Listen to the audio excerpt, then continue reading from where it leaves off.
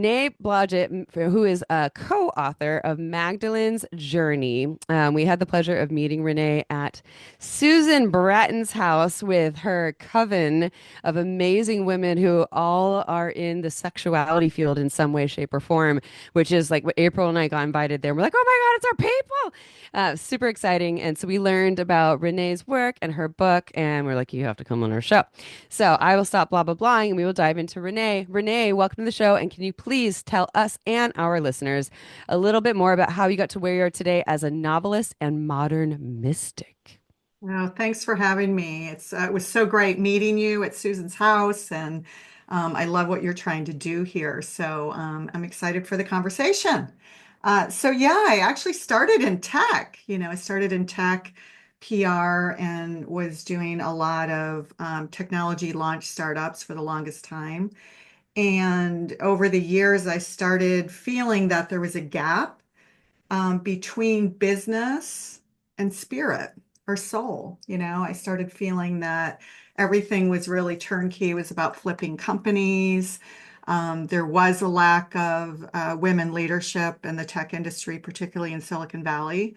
And so I took a step back and started looking at the industry with new eyes. And around that time, interestingly enough and timely enough, there were some tech solutions that were starting to come out that was really blending spirituality and tech and business. And it was very mainstream. It was meditation and yoga and, different apps to really slow us down and get us into a theta brainwave state. And so I started kind of exploring that. And, that led me down a rabbit hole of no return. Mhm.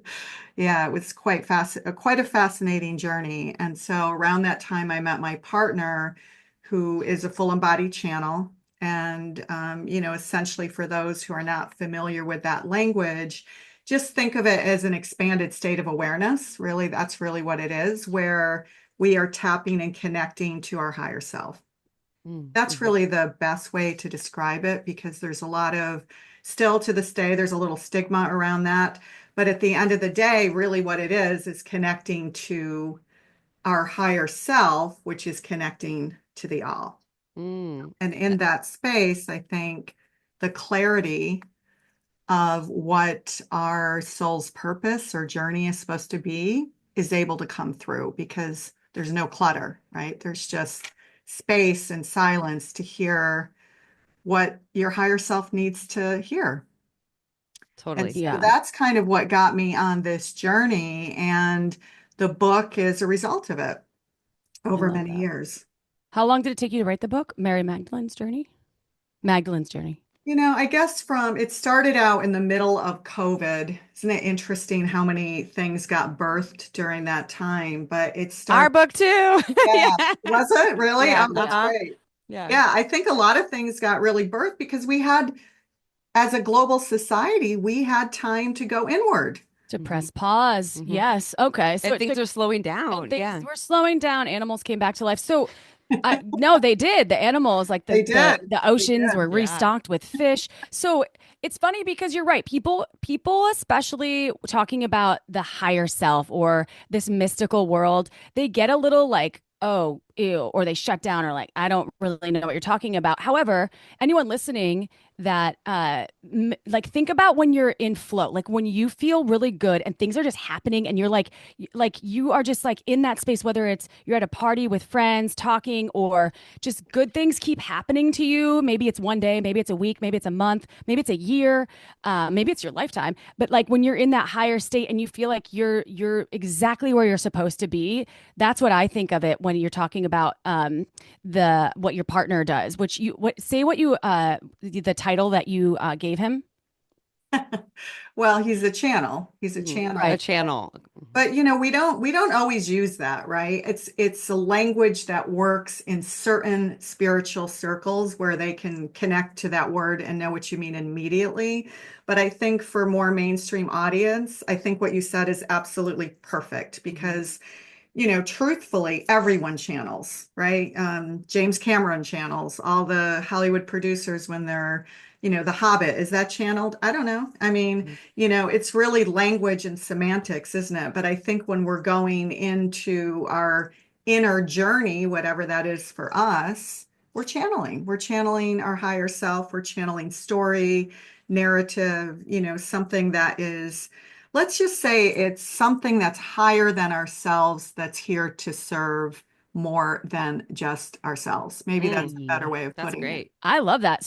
And that's I love the way that you describe your journey from like taking the spirit world that you were in tune with, and you and I connected when we met in person, and I was like, I can see someone that is on the same plane as I am from far away, and then when we got to just chatting and learning about your book, so I'm really excited to talk about this. And for folks that aren't in that same sphere of learning about modern mysticism or knowing about what it is, what does it mean to be a modern mystic? And then let's talk about a little bit more about your journey of how like this specific book, because Magdalene's journey, so how those things are mystically related to you and writing this book. Oh, Modern mysticism and Magdalene's journey and you. yeah, great question, actually. You know what? No one's ever asked that question, so it's a really good one. Nailed it, April. Yeah, you nailed it, April. That was just I was channeling. I'm not you kidding. Flow were. state. You were. I think the beautiful thing about, I've never really had to define modern mystic, but I think the beautiful thing about your question is that it can be what it means for you. And so by that, I mean, when we're on a spiritual journey, that means a lot of different things for different people. And I think when we come out of traditional religion, particularly the three Abrahamic religions, we've been conditioned and wired to believe in guilt or shame or, a monotheistic God, that if we do something it might be wrong or it might be sinful. And I think, modern mysticism is really getting away from these rules and constraints that we've been conditioned by, and to say, what is mystical and spiritual for us? Because a spiritual journey doesn't have to be some woo-woo thing. It can literally be, for me, I live on the water, paddleboarding in the middle of the water and connecting to the birds and plant life and trees is mystical. It's spiritual, right? And I think, for the woman who did the cover for our book, and, she created an image that really depicted more like what Mary Magdalene likely looked like, who once walked in the Middle East, right? She wouldn't be fair skin with blue eyes, right? She would be darker skin and stronger features. She was probably channeling in her own unique way through her art. And so I think that is the modern mystic journey, is a few things: trusting yourself, always trusting yourself, your inner self, and that guidance. And, we all have that noetic wisdom, or intuition, if you want to call it, trusting that, especially as women, right? I mean, we all have it, but I think over the years, particularly as women, I think we've squashed it because we don't trust our own inner truth. So I think number one, trusting that. B, that it's going to be a different path for everyone. So for somebody, it might be walking labyrinths, right? And just being peaceful, or getting out in nature. For someone else, it might be yoga or meditation. For someone else, it might be chanting kirtan, right? Sanskrit, which is actually kind of growing in popularity. For someone else, it might be going on an ayahuasca journey and seeing what kind of unfolds there. So I think it's really trusting your own innate wisdom and following a path of discovery and seeing where you go. Totally. Yeah, so to channel I've not identified as a channeler, but I remember going to a meditation retreat. It was like a 5-day meditation retreat. It's silent meditation retreat. And by day 4, I was just laying outside in the sun next to a rosemary bush, and there was a bunch of bees doing their bee thing. And all of a sudden, I could really hear them for the first time in my entire life. And I think of it in that sense, like that, or I think of, before all the technology, let's say like, 1,000 or 2,000 years ago, and humans walking around, m- my belief, this is my belief, is that everyone had more of the ability to be in tune with the energies around them, hence channeling. Because there was less chaos going on because of my own experience of having no chaos, hanging out with the bees, and all of a sudden I'm like, oh, that's what you sound like, and then all of a sudden I could like follow them, and is that kind of something like that? Is that like a relatable thing? Absolutely, right? Because we're in the present moment. I mean, a few things to say about that. First of all, self-love, it starts here. So when you're in a quieter space, you can learn to love, embrace, and trust your intuition. Number two, being in the present moment. I mean, these are fundamental esoteric teachings that span across every single system, whether it's Hinduism, Buddhism, Christianity, Sufism, it really doesn't matter, being in the present moment and being grateful in that moment. And so I think your experience with the bees was being grateful for them because you allowed yourself, and I love the word allow, allowing ourselves to really connect to what's in front of us, whether it's the bees buzzing and really appreciating them in the moment, or a girlfriend that you're having coffee with and you're connecting because you're really present with her and hearing her and acknowledging her or him, Hmm. and I think that's that gratitude piece is just understated. Yeah. And there's so many other like ways. It doesn't even have to be within nature. I've been in flow watching like a documentary that I was so inspired by, or even Saturday Night Live. I'm not kidding.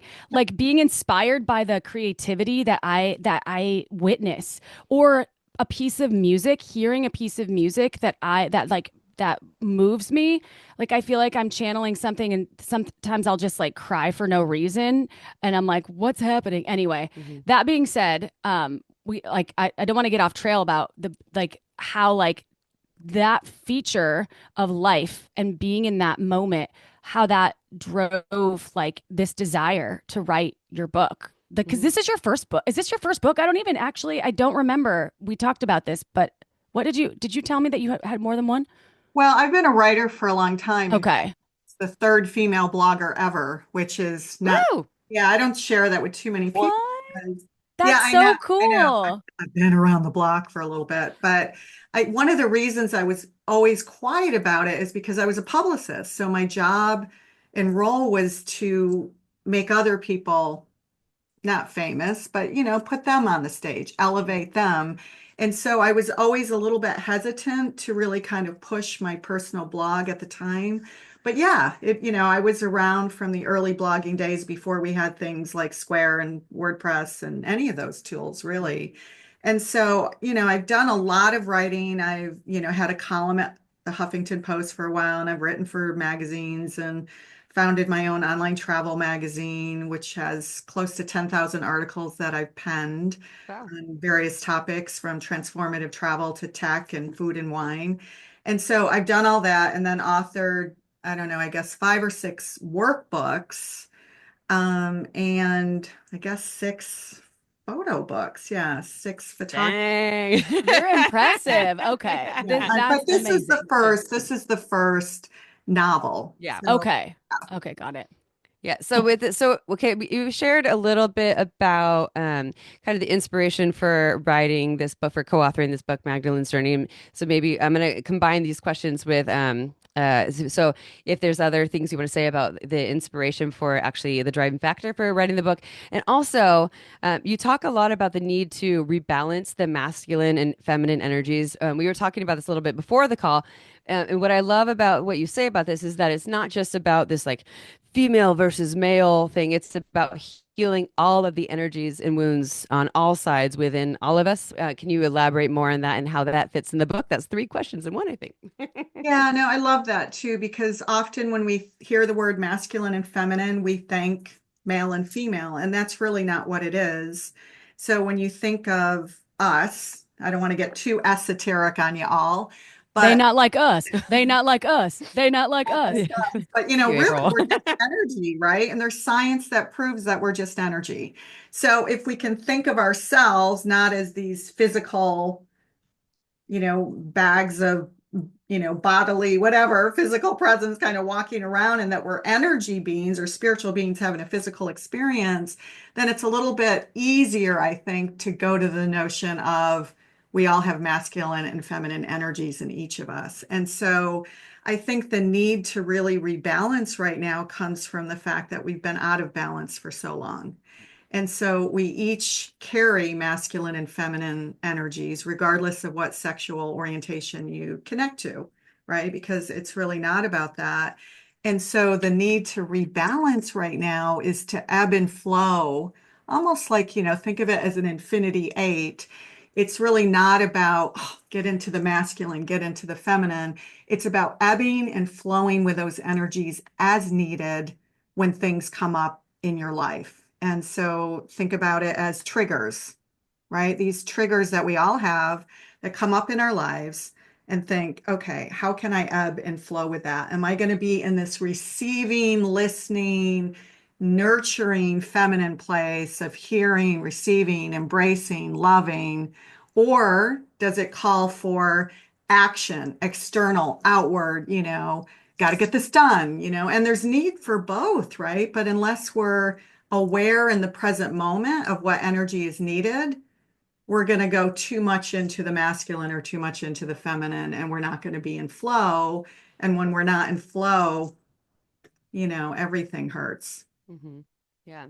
And is Mary Magdalene an example of strong feminine energy who is in tune and able to flow with the masculine within herself as well? Yeah, I think a big part of the book is exactly that. She was a very strong feminine force at the time, but you have to remember the landscape of 2,500 years ago. So if we look at 3,000 or 3,500 years ago, it was the time of the goddesses, where Hmm. sensuality and sexuality was revered and Like, yeah, cherished. glorify. Yeah, yeah, exactly. Glorified. It was like, yeah, revered. Yeah. Yeah, it was honored, and then came the rise of the patriarch and the monotheistic, one God religions. And this is really not, for listeners, this is not a hit, if you like, on the patriarchy or a, negative connotation on religion at all. But it is a call to rethink how we've been conditioned, right? Hmm. Because I think that's an important conversation for all of us to have, even though, when it's cognitive dissonance is going to come up, right? Which essentially means anything that is a little bit outside of what I understood, or grew up with feels confusing, right? And I don't really want to go there. And I think the book is really an invitation not to replace religion, not to replace your belief systems, but simply to look at it from a different lens, from a woman's lens 2,000 years ago. And so, what would history have looked like through a pivotal woman's lens from Hmm. 2,000 years ago? And the book is an invitation to consider that, Hmm. right? And, at that time, and this is not unknown, but at that time, women were sold off to further the tribe. And so there was arranged marriages. And she talks about in the book how she kind of ran away from home. She didn't want to marry a man that she didn't love. And so it's really about that journey that kind of got her into a place of, well, a negative focus, right? This woman Hmm. who went off and did her own thing at a time when women truly didn't have a voice. Hmm. So, let's relook at that and have compassion for women at that time who did stand up and had a voice of, like a Joan of Arc. That's really who she was. She was fierce, she had confidence, she broke the rules, she suffered for it. She was deemed and labeled a prostitute until many, many years later. And so now's the time to heal those wounds, I think, and talk about what was it really? Hmm. What really happened 25 years ago, 2,500 years ago, I should say. Also, 25 years ago, I have that same question, but yeah. Well, it's interesting to talk about Mary Magdalene in a way that is, well, I've never thought of her as any like s- uh, some scorned human that should be ostracized or has a scarlet letter, but people do think about her as this prostitute, this sex worker, and she had what needed seven demons cast out of her, all of these things, which is interesting to think about a woman. Like there's this quote from a different book about witches, and back in the day that people weren't burning witches, they were burning women, right? And it's like the people that had this like spiritual essence, or they were more connected to something maybe that wasn't patriarchal, which is when I say that they not like us, like Kendrick Lamar talks about this, and men and women, I think in this modern day, and I'm going to say men and women because of this in this context, masculine, feminine, men and women, it's not the same thing, but there are things that get driven in women because of the patriarchy that's existed for so long that we're like, we're not like them. We're not like them. But at the same time, it's the same with men. They're like, oh, and that kind of drives this like really big wedge between everyone. And for centuries, for thousands of years, it's been like there's been certain people that have been able to weave themselves and cross over and balance masculine and feminine entities, or not entities, or Energies. energies and entities, let's say, that are either not talked about or not represented in a way that would be, I think, in an honorary way, right? That would be folks like appreciating them, and some folks that have like done the really shitty things have been considered more of the movement or the revolutionaries. So let's bring it back to Mary Magdalene. I'm sorry to go off on such a tangent, It's but good. It's good. That Kendrick Lamar song's been in my head for so long, and when you're like, when you say us, I was like, I can't help it. So bringing it back to this, the reputation for Mary Magdalene, that she's been given a bad rap, which I know it's slowly shifting, but for folks that are like, oh,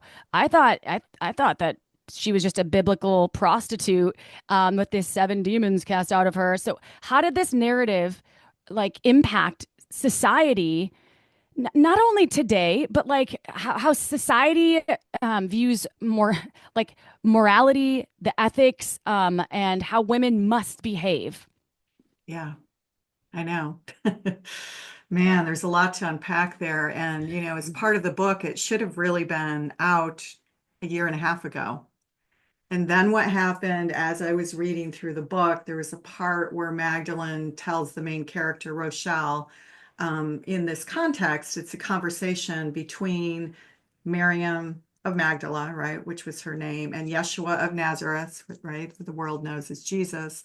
And the conversation between them in this imaginary setting and this modern couple based in Cambridge, Massachusetts. So Rochelle, who's the main female character in the book, is asking Magdalene about her life. And this is kind of how it unfolds. And there's a point where Magdalene says, but it wasn't always like this. And it has Rochelle, the character, wondering, what have I missed, right? I mean, I studied women across cultures in college, I did all these things. What did I miss? And so what ended up happening is I went back and read the Old Testament. I mean, who goes around reading the Bible proactively where you're looking for certain things? I mean, most people don't, even if, even people who are quite religious, it's not like, we're going back and reading the Old Testament. And there was so much in there that really alienated and separated men from women, and rights that women didn't have. And, you have to ask yourself, well, where did that stem from? Where did it come from? And so down the patriarchal rabbit hole I went, and, learned about the work of Gerda Lerna, which is amazing, and Merlin Stone, When God Was a Woman. If you haven't read it, it's a great book. It's a really short book. And what she does is she goes chronologically through the years, starting at about 3,500 to 4,000 years ago, and how that rise of the patriarch and the written word shaped society and separated society from women having property rights, women having rights to their children, to not having any rights at all. Hmm. And so that was kind of shocking for me, because I thought, how does this happen? I've lived in 11 countries. I studied women across cultures. I'm well read. How did I not know about those chain of events? And so I think that's really useful just for us not to be, there was anger that came up for me. I won't lie to you. There was anger and resentment and, oh, wow, how did I not know about this? But I think what our challenge is, as women, when we learn about this or we feel it in our bodies, right? We literally feel that trauma in our bodies over time is to really transmute it. And by transmute it, I mean bring it to light. So let's not turn it into a negative. Let's not turn it into a war between the sexes because that's not what it's about. It's about bringing it up to understand it, be aware of it, and heal it for both men and women. I think that's really what the call is right now is to heal it because there's wounds on both sides, right? And, I think that has really affected how we see sex and how we see sensuality and how women see their bodies. Hmm. And it's a tough conversation to have, but it needs to happen. Yeah. Yeah, and it's obviously a, a journey, and I like that you're, asking people or inviting people to not change, their beliefs, not necessarily like, don't leave your religion, or we're saying we're not, this is not like, fuck all men in any way, sense, or form. Not at It's all. like it's a time to just like maybe expand more and take in more information and be open to other ideas and perspectives, or also just other ways of showing up for yourself and in the world that can help to create more balance, which in turn is more love, more peace, more ease, more safety for all humans. So I just love that you're saying that, and I think what we need to do right now, because you did say you were speaking to sexuality, is we need to hear a little bit from your book, because I know that you have it right there, and we have our copies here, but we would love for you if you're open to it, especially because I think at the last third of it, it opens up more into the sexuality piece, specifically more like sacred sexuality. Are you open to reading a little bit from that part of your book? And maybe if you want to share a little more before you do about what inspired it, we would love to hear it. Yeah, I mean, part of the book too is a little academic in nature. So it reads like a novel, but it's a little hybrid in nature in the sense that there's citations, which is highly unusual for a book of this nature. So, you're reading and there's this dialogue between two women and, one in the modern time learning from Mary Magdalene from 2,500 years ago. And Magdalene is talking about sacred sexuality from the time. So, those of you who have visited Egypt or gone into the temples or know anything about ancient Egyptian religion and the goddess Isis, there was a lot of sensuality around the goddess Isis. And, to where we started this conversation of, the goddess religions where it was revered and honored and celebrated women's sensuality and sexuality. And so, Magdalene's sharing this story of this did exist and we did have access to it as women 2,500 years ago, but they had to be clandestine about it. They had to be secretive, right? Just like homosexuality had to be secretive. It was practiced, it was embraced, but you couldn't be above board about it. So, there's this discussion in the book about how sex, with a partner is a way to reach God. I mean, that's how she explains it. Whatever God is for you, right? It's this heightened consciousness, right? And those who have experienced Kundalini awakenings have gone there through the orgasm. They've gone there. And she talks about the sacred act and um, as a pathway to enlightenment, sacred Hmm. sex. And I just, I think it's beautiful. I think it's healing. I think it's a way for us to look at sexuality in a different way, as a way to get to our higher self and become one with our partner, Yeah. right? And Which is so, what, so yeah, like in the Tantra world, just people, we don't do a lot of episodes on Tantra, but modern day people are doing this. And it is very, connected to spirituality. And so, modern day people of all backgrounds, right? There's people who are Christian who are practicing Tantra. It's something that's been going on for a long time, like connecting spirituality and sexuality. Yeah. And that's really what I mean, she doesn't use the word tantra, but naturally that's what it is, right? I mean, if you have to read anything about tantra and then also, feel into how she's describing what was happening back then, that's exactly what it was. And, and she's very not apologetic. She's very honest, authentic, and real about the fact that men didn't have those tools back then. But she's not wronging them. She just said, back then it was all about procreation. It wasn't about pleasing each other or being aware of each other or honoring each other's bodies. It wasn't part of education or it wasn't something that was accepted at the time. And so, how would men know if they didn't have that as their own conditioning from their own society? So she talks about, women who got together and would learn and embrace and hold each other or please each other as a way to feel connected, Mhm. right?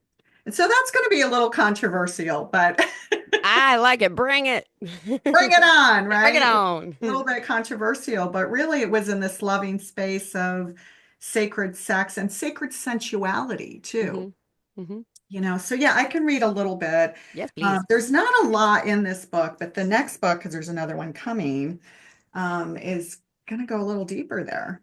So, About sacred sexuality? Ooh. yes. Oh, All okay. Okay. right. So where are you reading from? So, there's only one chapter on sacred sex and relationship, and it's chapter 7, but she does talk about I was open right up to it. Ha, not kidding. Oh, she flow state. It's happening. what's happening. I know. So, by the way, I did quote, so there's little pull quotes throughout the book. A lot of novels do that, or not a lot of novels, but some do it. And the one that I chose for this one is by Emily Jane Bronte. And it says, whatever our souls are made of, his and mine are the same.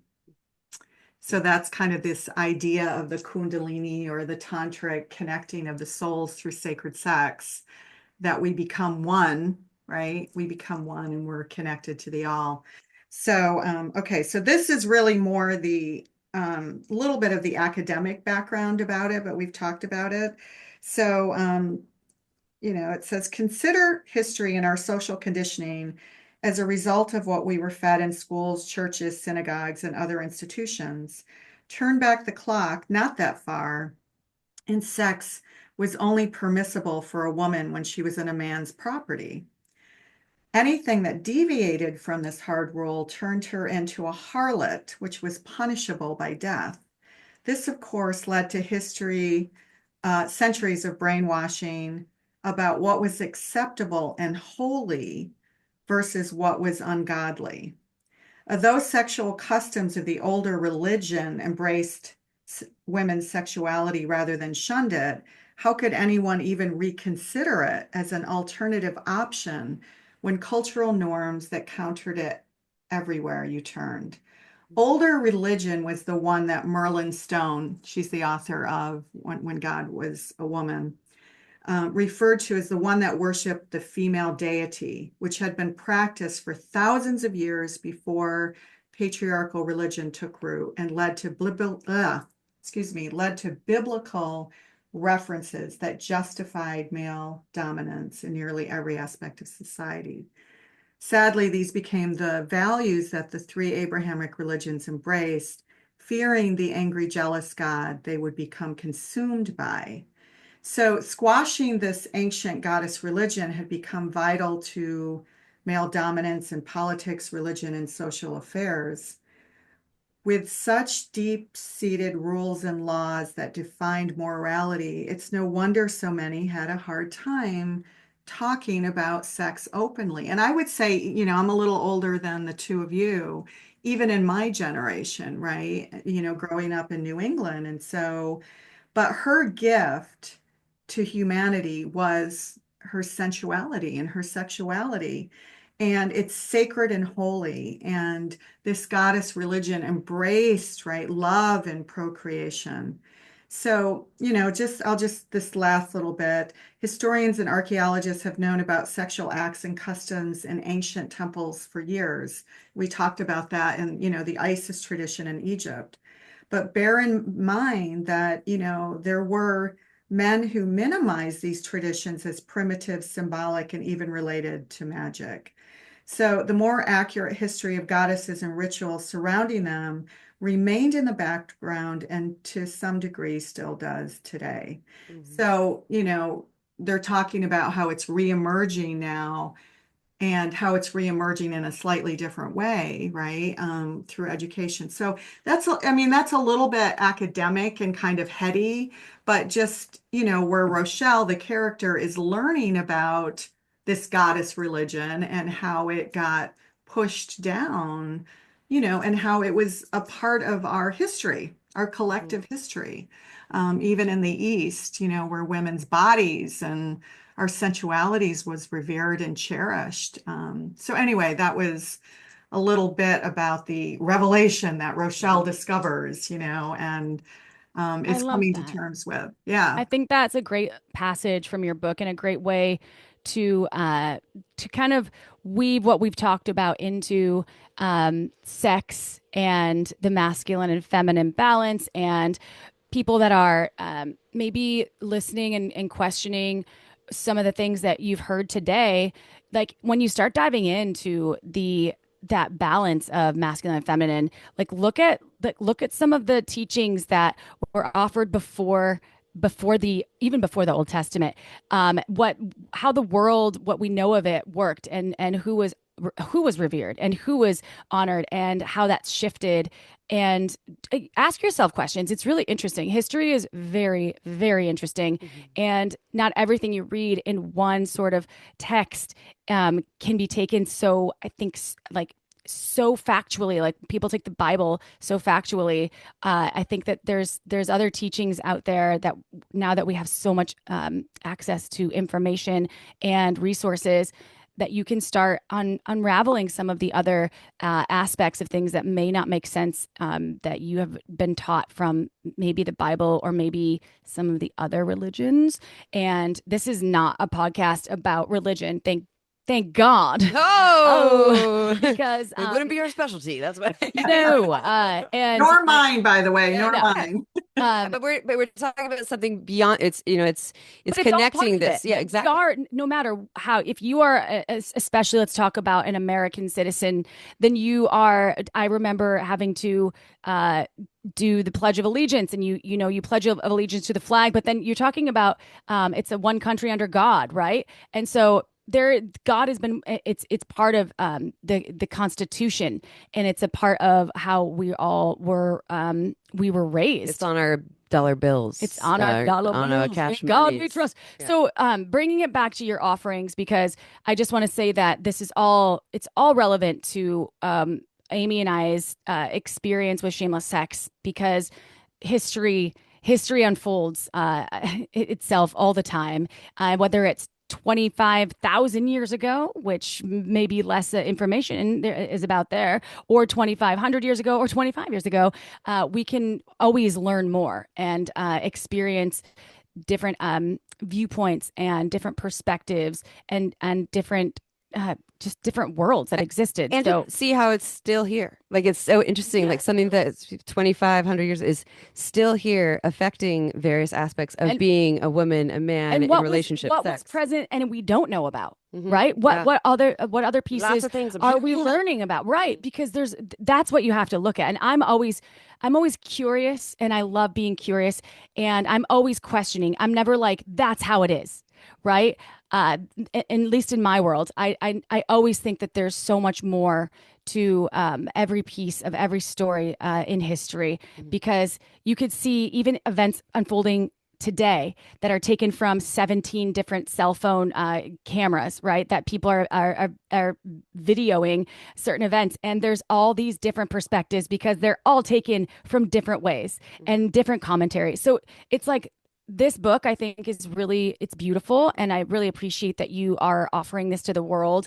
So will you share with our listeners, and thank you for my like honoring my tangents, Renee, because I had a couple and some of them make sense, some of them don't. And you all, it's a safe place for this to happen because I feel like really I feel like safe enough to share how I feel and some of these ramblings. Yeah, So listeners, keep her safe. Don't be mean. yeah, and fuck off if you're gonna be I mean. don't I think don't. it's rambling. I think your tangents are spot on and perfect, and that's part of the conversation. And and I think too, when it boils down to it, at the end of the day, it's a simple message. It's about love, it's about oneness, about interconnectedness.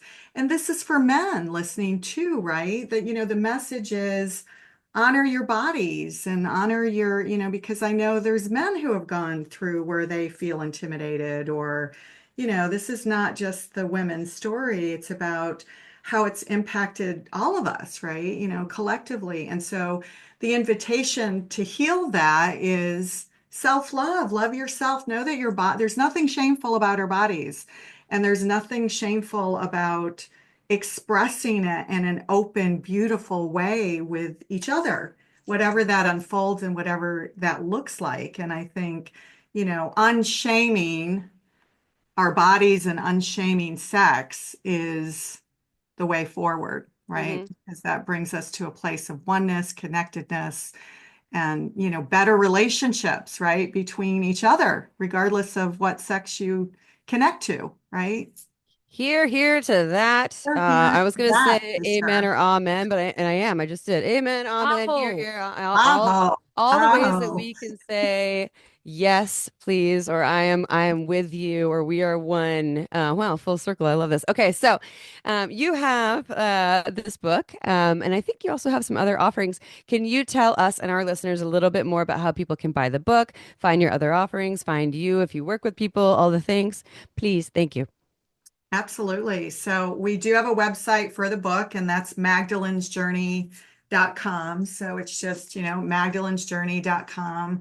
And then you can click right there and it'll take you to Amazon. And for those of you who are boycotting Amazon, because I didn't even know that was happening, but some of my friends are like, I'm I not. wish them the best of luck. Yep. Yeah, I know, I know. So Amazon is probably the best place to get it, but you can also, for those of you who are out of country and can't get access to Amazon, you can go to barnesandnoble.com or any other online bookstore, or you can even go to your bookstore in London, Paris, wherever you are, and they can get it in through Ingram. And then we do have Magdalene's Journey and Magdalene Collection, which is her jewelry line. Mm. We have a jewelry line connected to different archetypes that are brought up in the book. Oh, awesome. Yeah, the seven women who once walked with Mary Magdalene and their archetypes, like the warrior and the mystic and the alchemist and the mentor Oh, and the cool. beacon and the peace. There's all these beautiful archetypes, and that's themagdalenecollection.com. And And we'll just you continue, but everyone, this will be in the show notes. So if you don't remember, we'll have all the links there for you.